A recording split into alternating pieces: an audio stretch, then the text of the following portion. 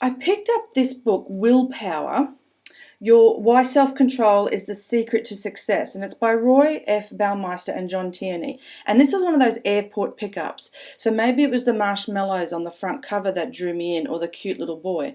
Either way, I was aware of this experiment that has been done with young children and marshmallows, and the willpower, or being able to either have that one marshmallow now, or if you can wait until the researcher comes back, you can have more marshmallows. So I was aware of that study to some extent, and so I was drawn to this book when I was at the airport, and I have to say I have found it incredibly interesting all the way through, and a lot more research studies that are talked about in the book than I anticipated. Now, it's not necessarily a mainstream management book by any stretch. It is a whole of life type text, and I'm already up to page 202, so I'm a fair way into it before starting this initiative of just giving my insights around the reading I'm doing.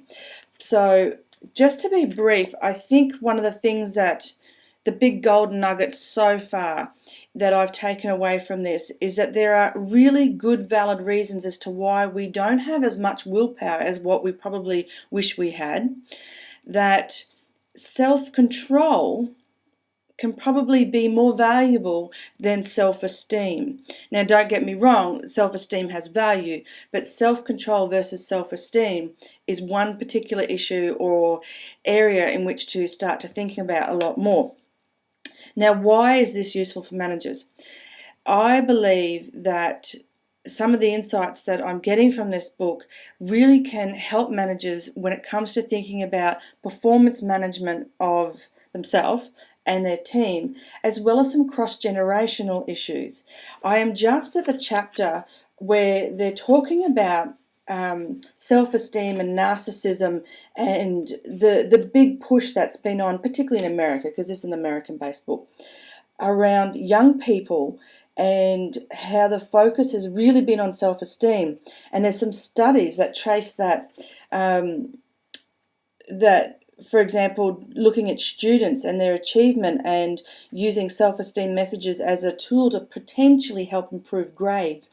The self-esteem was actually, it worked, but all it did was help students feel better about doing worse. So it's a really interesting start to thinking about self-control and willpower, and how as a manager this can be a really valuable tool, at least to have some awareness around. Now, this is just video 1, and as I get more insights and bits and pieces come to me, I'm going to post more videos. I want to keep these short and sharp, and I hope that you get as much value out of the insights I'm getting as I am out of the reading. These are my insights, so if you pick up the book and you have a read, you're going to get your insights as well, and it would be great if you shared. Thanks.